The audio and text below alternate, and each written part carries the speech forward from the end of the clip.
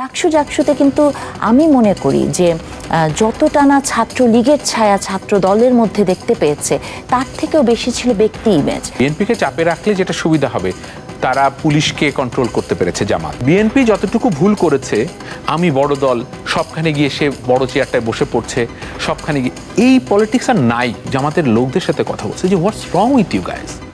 ওরা আমাকে বলতেছে বিএনপিকে তারা মনে করে যে 21 বার বিএনপি 21 বার জামাতের সঙ্গে বিট্রে করছে, আর তারা সুযোগ দিবে না এবং আর কোনো মহব্বত তাদের হবে না।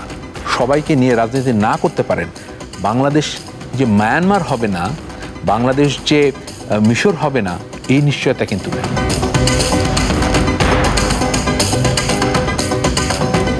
যে বিষয়টা আসলো সেটা হলো, ধরেন এবার তো ওই যেটা মুক্তাদির রশিদ বলছিলেন যে ভোটের যে সাইকোলজি বা ভোটারদের যে সাইকোলজি, সে যেমন ধরেন আমরা যদি ডাকসু এবং জাকসু বলি, যে অনেকেই বলে যে এটা ছাত্র দলের এত বড় সংগঠন হওয়ার পরেও কেন তারা হেরেছে, তার কারণ ছাত্র দলের মধ্যে ছাত্রলীগের ছায়া দেখতে পেয়েছে। জনগণ যেটা চায় না, ছাত্ররা যেটা চায়নি।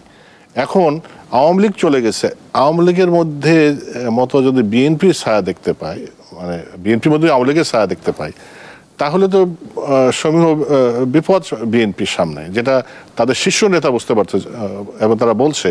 কিন্তু প্র্যাকটিক্যালি মানে মানে নিচের তলায় যেটা, সেটা হচ্ছে না কেন? মানে এই শিক্ষাটা কেন হচ্ছে না? তার আগে একটু সাকিব ভাইয়ের কথা বলি। সাকিব ভাই হয়তো আমি সাকিব ভাইয়ের দল বলতে একটা পলিটিক্যাল দল সম্পর্কে জেনারেলাইজড কমেন্ট ছিল, তবে এটাও তো সত্য যে সাকিব ভাইদের দলরা ঠিক আছে, ওনারা যে কথাগুলো বলেন জনবান্ধব কথা বলেন, দেশের জন্য বলেন, কিন্তু সংখ্যাটা তো কম। পাওয়ারের জায়গা থেকে তো সাকিব ভাইয়ের দল পিছিয়ে গেছে, এটা তো আমাদেরকে মানতে হবে। আর এখন এমন একটা পরিস্থিতি হয়েছে, বাংলাদেশে গত 17 বছর যেমন সবাই আওয়ামী লীগ হয়ে গিয়েছিল, এখন কিন্তু বাংলাদেশের বেশিরভাগ মানুষ কিন্তু বিএনপি হয়ে যাচ্ছে, তাই না? তো এই জন্য বিএনপি যেটা হয়েছে যে তৃণমূলে এত কর্মী, নতুন নতুন কর্মী আসছে, তো বিএনপির জন্য এটা ব্যালেন্স করাটা বা হ্যান্ডেল করাটা বা তার যে টপের যে ইনফরমেশনটা নিচে যাওয়াটা, সেটা ক্যারি করাটা ডিফিকাল্ট হয়ে যাচ্ছে। আপনি যে প্রসঙ্গে ছিলেন যে মানুষের ভোটারের এক ধরনের পরিবর্তন হয়েছে, তার ভাবনার জায়গায় পরিবর্তন হয়েছে, বা ডাকসুর কথা বললেন, জাকসুর কথা বললেন। ডাকসু জাকসুতে কিন্তু আমি মনে করি যে যতটা না ছাত্রলীগের ছায়া ছাত্র দলের মধ্যে দেখতে পেয়েছে তার থেকেও বেশি ছিল ব্যক্তি ইমেজ। ছাত্র দলের একটা ছেলে কিন্তু সে ক্লাসরুমেই যেতে পারে নাই, তাই না? তাকে ক্যাম্পাসেই ঢুকতে দেয় নাই, কিন্তু তার ফাঁক দিয়ে আপনি দেখবেন যে শিবিরের একজন কর্মী, সে কিন্তু অন্য নামে, বা শিবির কিন্তু তার নামেও কিন্তু ইলেকশন করে নাই, তাই না?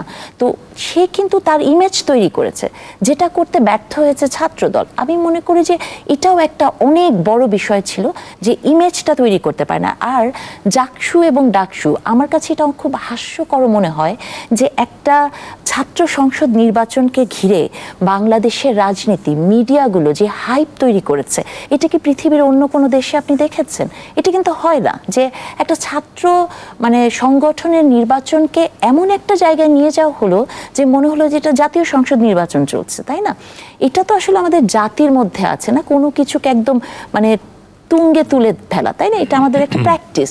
কিন্তু এটাও সত্য যে এখন বিশাল একটা পরিমাণের নতুন জেনারেশন ভোট দিবে, যারা আমি আমার জীবনে একবার ভোট দিতে পেরেছি, তাই না?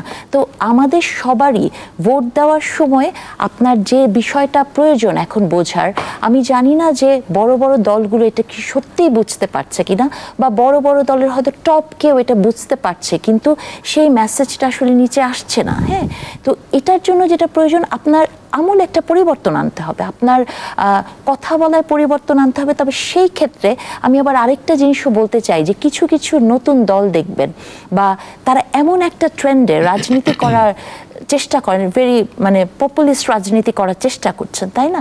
যে শব্দের ব্যবহার, আমাদের এইসব জায়গাতেও কিন্তু অনেক, আমি মনে করি যে একটা দেশে এই ব্যাপারগুলোতে আপনার গুরুত্বপূর্ণ ভূমিকা রাখতে হবে।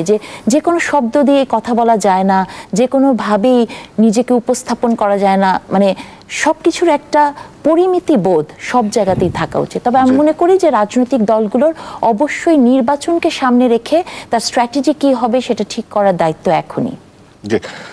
শেষ করব মোহাম্মদ মুক্তাদির রশিদ, সেটা হলো এই যে বড় রাজনৈতিক দল বা রাজনৈতিক দল, ধরেন আওয়ামী লীগ যখন চলে গেল, এখন এই সবচেয়ে বড় দল হিসেবে বিএনপি, সবাই তো ধরে নিচ্ছে বিএনপি ক্ষমতায় আসবে।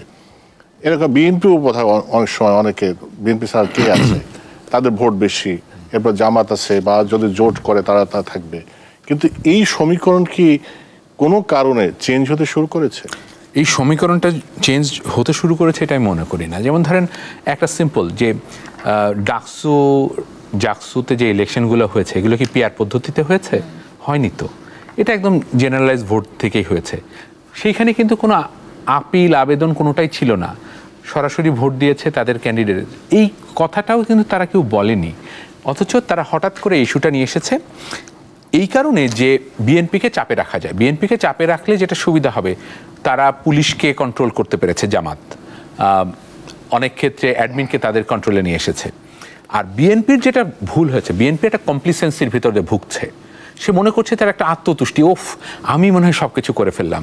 আর জামাত খুব বুদ্ধিমান একটা রাজনৈতিক দল, তারা বলছে যে আপনারা 230টা সিট পেয়ে যাচ্ছেন।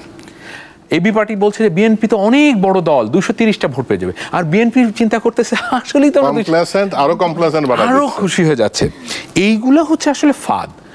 কে কতগুলো দলে কতগুলো সিট পাবে এটা তো পিপলস ম্যান্ডেট।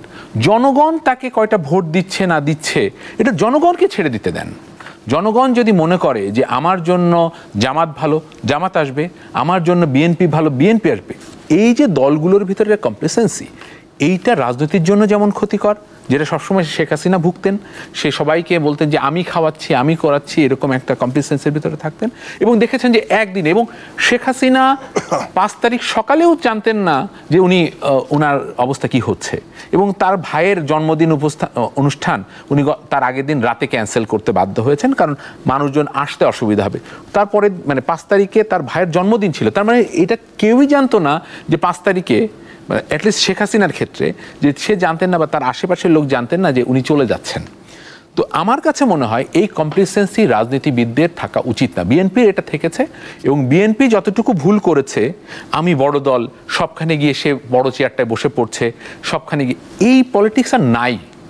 পলিটিক্স এখন পুরোটা হিউমিলিটির উপরে চলে আসে। আপনি কতটা সিম্পল মানুষের কাছে পৌঁছাতে পারছেন, কতটা কাছে যেতে পারছেন, এটা তারা করছে না। তারা দেখবেন, ভিডিও দেখবেন আপনি, আমরা অনেক রাজনীতিবিদদের দেখেছি যে পাজেরোর উপরে, হুড খোলা পাজেরোর ভিতরে বসে সে হাত নাড়াচ্ছে এবং মানুষজন তার সাথে হাত মেলানোর চেষ্টা করছে।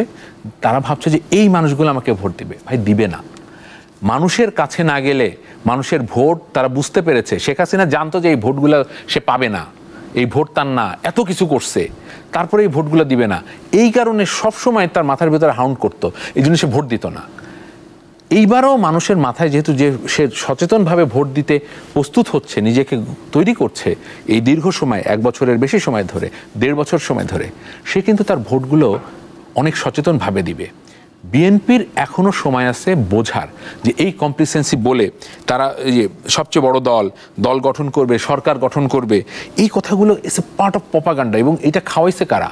তার যারা অপোনেন্ট বলে যে না, আপনি খুব ভালো কাজ করছেন, আপনার দিয়েই হবে, এগুলো বলে সে ফুলে এখন দেখতেছে যে আসলে সে তো ডিসকানেক্টেড, সে জনগণের কাছে যাচ্ছে না। এবং একটা কথা আমি বলে রাখি, জামাত কিন্তু বিএনপিকে, আমি জামাতের লোকদের সাথে কথা বলছি যে হোয়াটস রং উইথ ইউ গাইজ, তো ওরা আমাকে বলতেছে বিএনপিকে তারা মনে করে যে 21 বার বিএনপি 21 বার জামাতের সঙ্গে বিট্রে করছে, আর তারা সুযোগ দিবে না এবং আর কোনো মহব্বত তাদের হবে না। তো জামাত যখন এটা মনে প্রাণে, তার দলীয় কর্মী, ওই প্রত্যন্ত অঞ্চলের কর্মী জানে যে বিএনপি 21 বার আমাদের সাথে বেইমানি করছে, সেই দলকে তো সে এনিমি ফ্রেমে রেখে তার অপটিক্স দিয়ে সে দেখছে। এখন আপনি যদি সেই